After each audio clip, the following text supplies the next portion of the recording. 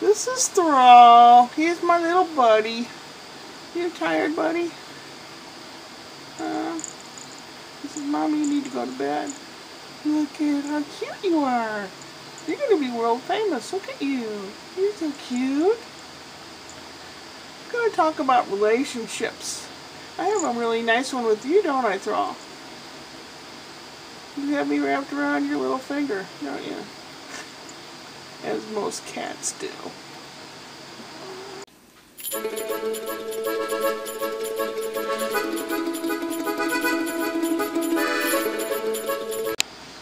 Cool, Daddy-O. What? Yeah. Today I'm talking about relationships. Like I had a relationship, I was married for 17 years to an abusive person. Finally was able to get a divorce and away from that situation. And the kids and I live in Mom's basement for 2 years, 2.5 years. And finally moved here to this house. I have a relationship with my mom that she's narcissistic, and as long as I do what she wants me to do, life goes along okay. Otherwise, there's just all kinds of hell to pay. But it's always been like that, and I'm used to it. I have no self-esteem. I had no self-esteem in my marriage. He physically and emotionally and verbally abused me every day. So I guess you get used to that if you don't know what real good life is about. And then I hooked up with a Sicilian guy who came to this country, and he was a womanizer. He had quite a few women on a string, basically. But I had like a special relationship with him. He had the same kind of problems with his mother, and he was the oldest of 3. He had 2 younger brothers also, and one of them is not the brightest bulb in the box also. So we had so much in common that I got along with him like a hand in a glove. And I just loved him to pieces, and I miss him every day because he passed away from cancer 6 years ago. And I miss him dearly every day. Every day. And there are days when I'll just sit and cry. But I know that's what happens when you lose somebody that you care for. But presently I'm just by myself. The kids have moved out and I just have the kitty cat. And am I looking for somebody? Not really. But if someone comes along, I've got an open mind for it. Hopefully not a hole in the head, but an open mind. And I really, really like European men. I'm sorry, American men, you just don't cut it for me.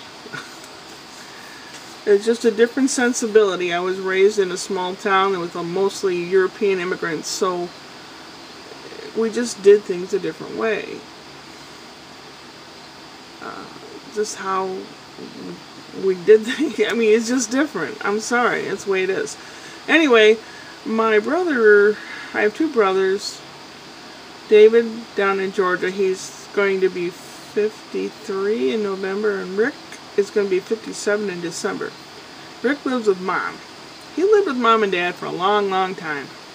Saved up a whole lot of money living at home. I did too before I got married.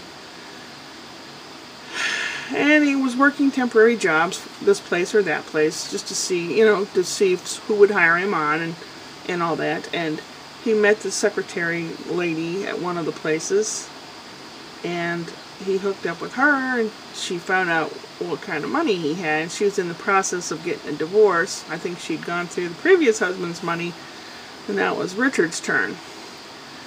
She was a know-it-all. She knew everything. I didn't like her at all. She was mean. She was nasty. Treated Rick like crap.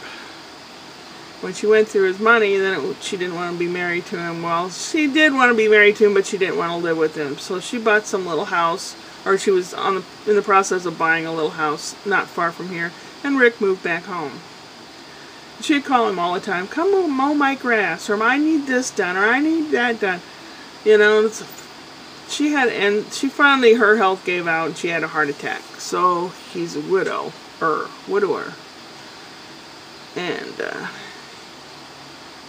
He's very, very overweight. He has a cantaloupe-sized hernia in his lower right abdomen, and he also has an ostomy that doesn't work right because he's too overweight.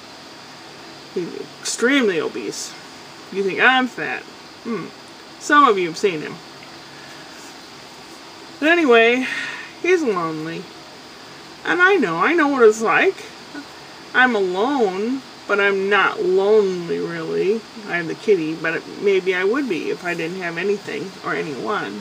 But my spirit's different. I like traveling and I like going out and seeing what's there. I don't necessarily like crowds of people and stuff, but I don't mind looking around and finding out information and all kinds of stuff. Richard he doesn't care for that. So don't you want to look that up on the internet? No. You have to prod him to do anything. But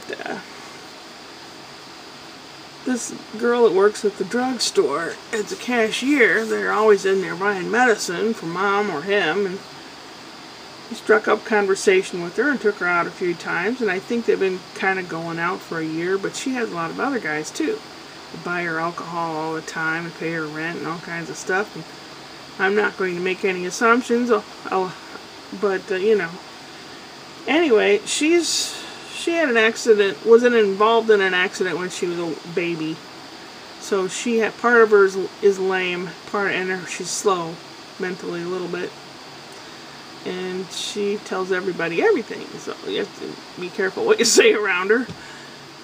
She's been telling everybody that she knows my brother is lazy and he doesn't work. Well, he can't work because he has some health problems.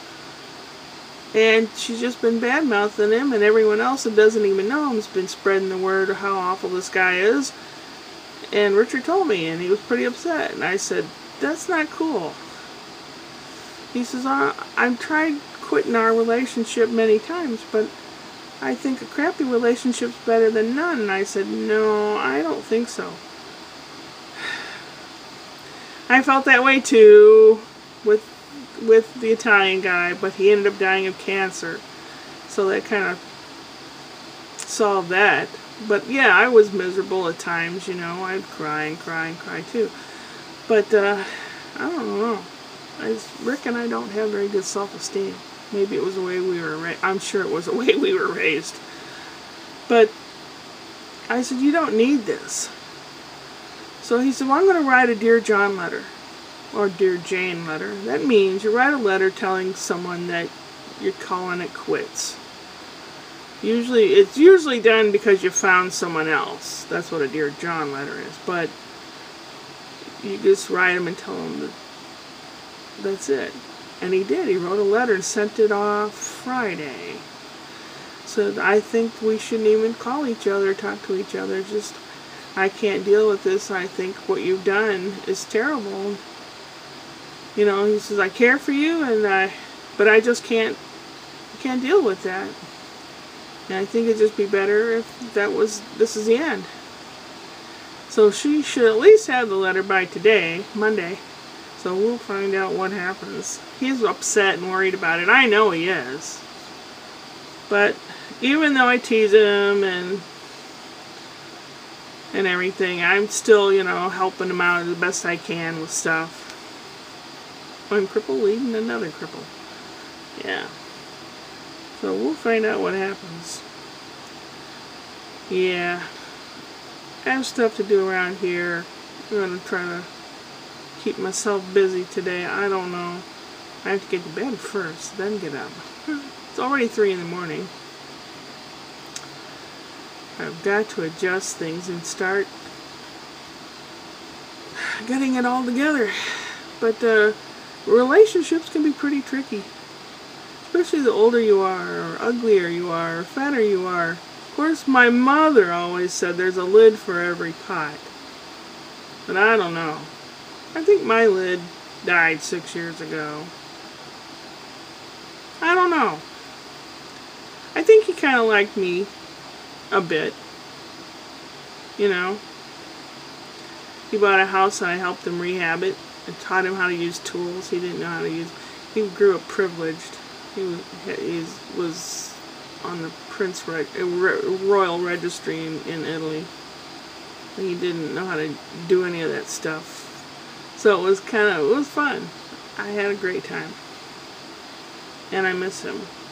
And where am I going? And it's already 9 minutes and something, so I'm going to have to end it because people have already tuned out to 8 minutes ago. Yeah. Well, Wednesday is Whoop Whoop Wednesday, and I already have a joke for you. How about that? So Tuesday, who knows what's going to happen?